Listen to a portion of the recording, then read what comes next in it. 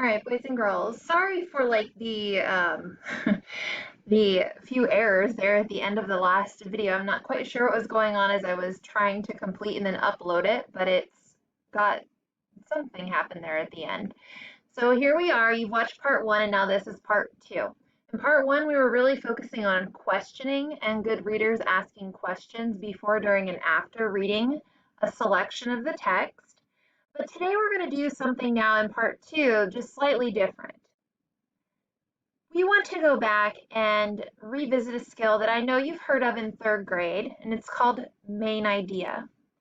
You started learning about main idea back in probably even first grade, and usually it was like referred to as the topic. What was the topic of the text? So one or two words, kind of like what we do in writing when we discuss the topic.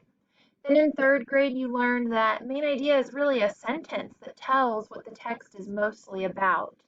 So that is still true in fourth and fifth grade. We are going to identify the main idea of different pages throughout this text, snakes, as we are working on it this week. So in this first video, I'm going to go through and model how to find the main idea on pages 6 and 7.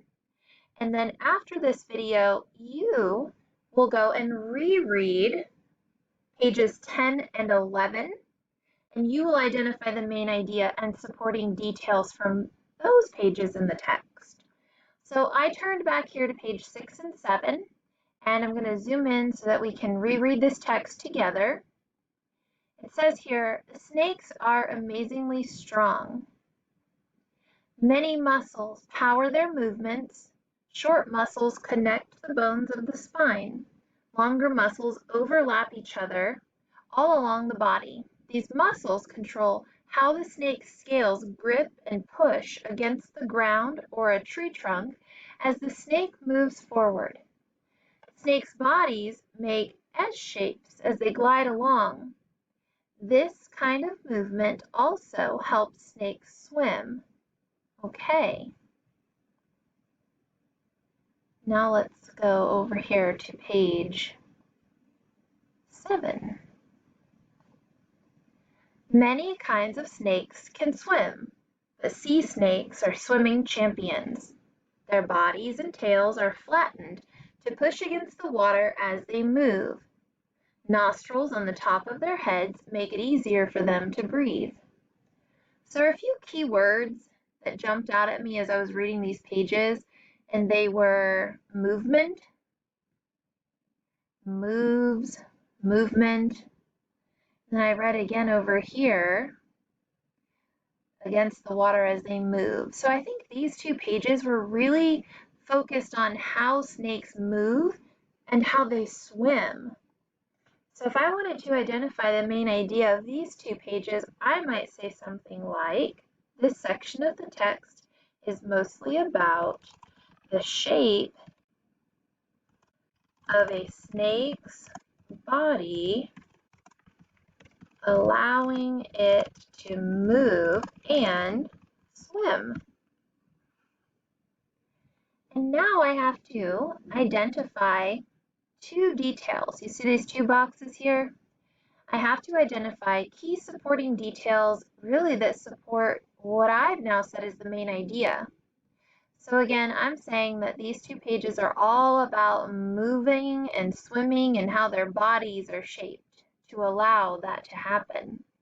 So two details that would support that main idea are, well, on page 6 in the text, I learned a lot about the muscles and like almost like the anatomy of the snake and how it moves. So I might include a detail like, let's see, I learned that the muscles control how the snake's scales grip and push against the ground or a tree trunk as the snake moves forward. I think I'm going to include that detail because that definitely supports snake's movement. So one detail from the text that supports the main idea is muscles control how the snake's scales grip and push against the ground or a tree trunk as the snake moves forward. You may remember that in my main idea, I also mentioned the idea of swimming because I know that it talked about this kind of movement allows them to swim, and then on page 7, it also mentioned a lot about swimming. So I think for my second detail, I might want to include something about swimming.